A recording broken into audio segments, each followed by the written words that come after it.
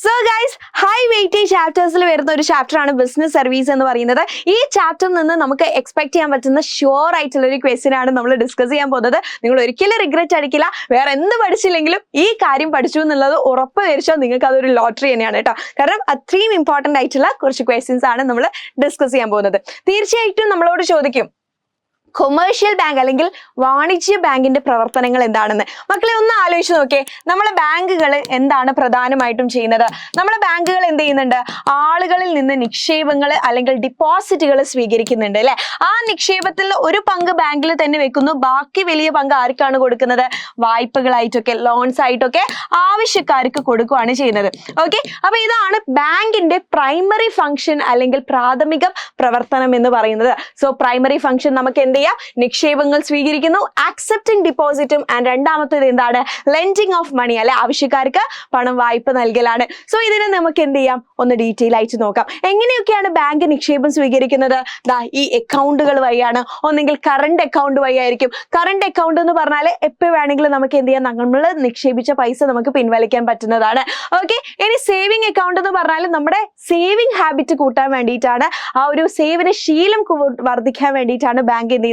Saving account തുറക്കുന്നത് കേട്ടോ. So ഇതിൽ banks pay rate of interest as decided by the RBI. RBI പറയുന്ന പ്രകാരമാണ് അവർ എന്ത് ചെയ്യുന്നത്? നമ്മുടെ നിക്ഷേപത്തിന് നമുക്ക് പലിശ ലഭിക്കുന്നത്. ഇനി അടുത്തത് ഫിക്സഡ് അക്കൗണ്ട്. ഫിക്സഡ് അക്കൗണ്ട് എന്ന് പറഞ്ഞാൽ കുറച്ചുകൂടെ ലോങ് ടേമിലേക്കുള്ളതാണ്. ഇത് അങ്ങനെ പെട്ടെന്ന് നമുക്ക് പിൻവലിക്കാൻ പറ്റില്ല, പക്ഷേ ഇതിൽ ഹയർ റേറ്റ് ഓഫ് ഇൻട്രസ്റ്റ് നമുക്ക് ലഭിക്കുന്നതാണ് നമ്മുടെ നിക്ഷേപത്തിന്. അപ്പൊ ഈ മൂന്ന് അക്കൗണ്ടുകൾ വഴിയാണ് ബാങ്കുകൾ എന്ത് ചെയ്യുന്നത്?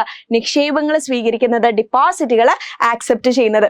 ഓക്കെ, സോ പ്രൈമറി ഫംഗ്ഷനിൽ ഒന്നാമത്തത് നമ്മൾ പഠിച്ചു. രണ്ടാമതായിട്ട് ബാങ്ക് എന്ത് ചെയ്യുന്നുണ്ട്? ബാങ്കിന് കിട്ടുന്ന ഈ പൈസയൊക്കെ ആവശ്യക്കാർക്ക് ലെൻഡ് ചെയ്യാണ്, വായ്പയായിട്ട് കൊടുക്കുകയാണ് ചെയ്യുന്നത്. എങ്ങനെയൊക്കെയാണ് കൊടുക്കുന്നത്? ഓവർ ഡ്രാഫ്റ്റ് ആയിട്ട്, ക്യാഷ് ക്രെഡിറ്റ് ആയിട്ട്, ട്രേഡ് ബില്ല് ഡിസ്കൗണ്ട് ചെയ്തിട്ട്, ലോൺസ് ആയിട്ട്, കൺസ്യൂമർ ക്രെഡിറ്റ് ആയിട്ട്, ആൻഡ് ഓൾസോ പല അഡ്വാൻസസ് ആയിട്ടും ബാങ്കുകൾ എന്ത് ചെയ്യുന്നുണ്ട്? ആവശ്യക്കാർക്ക് കൊടുക്കുന്നുണ്ട്. സോ പ്രൈമറി ഫംഗ്ഷൻ സെറ്റ് അല്ലേ? യെസ്. എന്തൊക്കെയാണ്? ആക്സെപ്റ്റിംഗ് ഡിപ്പോസിറ്റും ലെൻഡിങ് മണിയുമാണ്. ഇതിന് പുറമെ തന്നെ ബാങ്കുകൾ കുറച്ചധികം ഫംഗ്ഷൻസ് കൂടെ പെർഫോം ചെയ്യുന്നുണ്ട്. അതിനെയാണ് നമ്മൾ സെക്കൻഡറി ഫംഗ്ഷൻസ് എന്ന് പറയുന്നത്. സെക്കൻഡറി ഫംഗ്ഷൻ എന്താണെന്ന് നോക്കാം. സെക്കൻഡറി ഫംഗ്ഷനിൽ ഫസ്റ്റ് വരുന്നത് ചെക്ക് ഫെസിലിറ്റി ആണ് അല്ലെ. കസ്റ്റമേഴ്സിന് ചെക്ക് സൗകര്യം ഒരുക്കുന്നു. രണ്ടാമത്തത് റെമിറ്റൻസ് ഓഫ് ഫണ്ട് അല്ലെ, ഒരു സ്ഥലത്ത് നിന്ന് മറ്റൊരു സ്ഥലത്തേക്ക് നമ്മളെ പൈസ അയച്ചു കൊടുക്കാൻ എന്ത് ചെയ്യുന്നുണ്ട്? ബാങ്കുകൾ നമ്മളെ സഹായിക്കുന്നുണ്ട്. മറ്റൊരു അക്കൗണ്ടിലേക്ക് എത്തിക്കാനും ബാങ്കുകൾ സഹായിക്കുന്നുണ്ട്. പിന്നെ മറ്റ് അനുബന്ധ സർവീസുകൾ അതിൽ ഏതൊക്കെ വരും? അതായത് നമുക്ക് ലോക്കർ ഫെസിലിറ്റീസ് ബാങ്ക് തരുന്നുണ്ട്, bill payment, under writing services തുടങ്ങിയ മറ്റനവധി സേവനങ്ങളും ബാങ്കിൽ നിന്ന് നമുക്ക് ലഭിക്കുന്നുണ്ട്. സോ ഇതൊക്കെയാണ് നമ്മളുടെ കൊമേഴ്ഷ്യൽ ബാങ്കിന്റെ ഫംഗ്ഷൻസ് എന്ന് പറയുന്നത്. സോ വാണിജ്യ ബാങ്കുകളുടെ പ്രധാന ധർമ്മങ്ങൾ ചോദിച്ച് നമുക്കൊരു ക്വസ്റ്റ്യൻ ബിസിനസ് സർവീസിൽ നിന്ന് എക്സ്പെക്ട് ചെയ്യാം. So don't miss it out. പഠിച്ചു എന്ന കാര്യം ഉറപ്പ് വരുത്തുക. നല്ലൊരു മാർക്കിനും ആയിരിക്കും ചോദിക്കാൻ ചാൻസ് ഉള്ളത്. സോ ഈസി ആയിട്ട് മാർക്ക് സ്കോർ ചെയ്യാൻ പറ്റുന്ന ഒരു ക്വസ്റ്റ്യൻ ആണ് കേട്ടോ. അതേപോലെ തന്നെ ഈ ഒരു ചാപ്റ്ററിൽ നിന്ന് നിങ്ങൾക്ക് എക്സ്പെക്ട് ചെയ്യാൻ പറ്റുന്ന മറ്റൊരു ചോദ്യം ഏതാ? പ്രിൻസിപ്പിൾസ് ഓഫ് ഇൻഷുറൻസ് ആണ്. ഒരു സംശയവും വേണ്ട.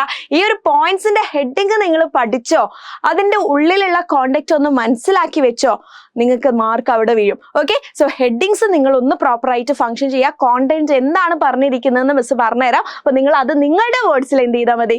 എഴുതിയാൽ മതി കേട്ടോ. സോ ഒന്നാമത്തെ പ്രിൻസിപ്പിൾ എന്ന് പറയുന്നത് അറ്റ്മോസ്റ്റ് ഗുഡ് ഫെയ്ത്ത് ആണ്. അതായത് ഇൻഷുറൻസ് എടുക്കുന്ന ആളും ഇൻഷുറൻസ് തരുന്ന ആളും, ഇൻഷുററും അതേപോലെ ഇൻഷുർഡ് എന്ത് ചെയ്യണം? എല്ലാ കംപ്ലീറ്റ് ഇൻഫർമേഷനും തുറന്ന് പറയണം, ഒന്നും ഹൈഡ് ചെയ്യരുത് എന്നാണ് നമ്മളുടെ ആദ്യത്തെ പ്രിൻസിപ്പിൾ, അറ്റ്മോസ്റ്റ് ഗുഡ് ഫെയ്ത്ത് പറയുന്നത്. രണ്ടാമത്തത് ഏതാണ്? ഇൻഷുറബിൾ ഇൻട്രസ്റ്റ് ആണ് കേട്ടോ. നമ്മൾ ഇൻഷുറൻസ് എടുക്കുന്ന സാധനത്തിന്റെ മേൽ നമുക്ക് എന്ത് വേണം? ഒരു താല്പര്യം വേണം. നമ്മളെ വീടിനാണ് ഇൻഷുറൻസ് എടുക്കേണ്ടത്, അല്ലാതെ അയൽവാസിയുടെ വീടിനല്ല. കാരണം നമ്മളെ വീടിന് ഇൻഷുറൻസ് എടുത്താലേ നമ്മൾ അതിനെ സംരക്ഷിക്കാൻ നോക്കുള്ളൂ. സോ ഇതാണ് രണ്ടാമത്തെ പ്രിൻസിപ്പിൾ പറയുന്നത്. ഇനി അടുത്തത് പ്രിൻസിപ്പിൾ ഓഫ് ഇൻഡെംനിറ്റി ആണ്.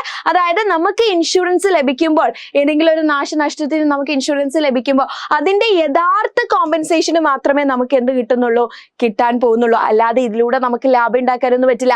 ഒരു 50,000 രൂപയുടെ ബൈക്ക് വാങ്ങി അതിന് 10,000 രൂപയുടെ നഷ്ടം വന്നാൽ 10,000 കിട്ടും, 50,000 കിട്ടിയിട്ട് മറക്കാനൊന്നും നമുക്ക് പറ്റില്ല. അതാണ് പ്രിൻസിപ്പിൾ ഓഫ് ഇൻഡെംനിറ്റി പറയുന്നത്. ഇനി അടുത്ത പ്രിൻസിപ്പിൾ ആണ് പ്രിൻസിപ്പിൾ ഓഫ് സബ്രഗേഷൻ എന്ന് പറയുന്നത്. അതായത് നമുക്ക് നമ്മളെ ഇൻഷുറൻസ് ക്ലെയിം ചെയ്തതിന് ശേഷം ആ ഒരു പ്രോപ്പർട്ടിയിൽ ഒരു അധികാരം ഉണ്ടാവില്ല. അതിന്റെ ഓണർഷിപ്പ് ആർക്ക് പോകും? ആ ഇൻഷുറൻസിന് അല്ല ഇൻഷുററിന് പോകുമെന്നാണ് സബ്രഗേഷൻ പറയുന്നത്. കഴിഞ്ഞില്ല, പിന്നെ അടുത്തത് പ്രിൻസിപ്പിൾ ഓഫ് കോൺട്രിബ്യൂഷൻ ആണ്. നമ്മളൊരു 2 കമ്പനിയിൽ നിന്നെങ്കിലും ഇൻഷുറൻസ് എടുത്താൽ നമ്മൾ ക്ലെയിം ചെയ്യുന്ന സമയത്ത് നമുക്ക് ആ ക്ലെയിം ഇവർ രണ്ടുപേരും എങ്ങനെയാ 2 രീതിയിൽ അങ്ങ് തരികയല്ല ചെയ്യുക. നമ്മളുടെ ലോസ് അവർ മനസ്സിലാക്കി ഈക്വൽ ആയിട്ടാണ് എന്ത് ചെയ്യുന്നത്, നമുക്ക് ക്ലെയിം തരുന്നത്. ഇനി അടുത്തതാണ് പ്രോക്സിമേറ്റ് കോസ് എന്ന് പറയുന്നത്. അതായത് നമ്മളുടെ നാശനഷ്ടം അതിന്റെ ആ ക്ലെയിം എന്ത് ഡിപ്പെൻഡ് ചെയ്തിട്ടുണ്ടാവുക, മെയിൻ കോസ് ഓഫ് ലോസ് എന്താണോ അതിനെ ഡിപ്പെൻഡ് ചെയ്തിട്ടാണ് നമുക്ക് അതിനുള്ള ലോസ് ലഭിക്കാൻ പോകുന്നത്. സോ ഇത്രയുമാണ് നമ്മളുടെ പ്രിൻസിപ്പിൾസ് ഓഫ് ഇൻഷുറൻസ് എന്ന് പറയുന്നത്.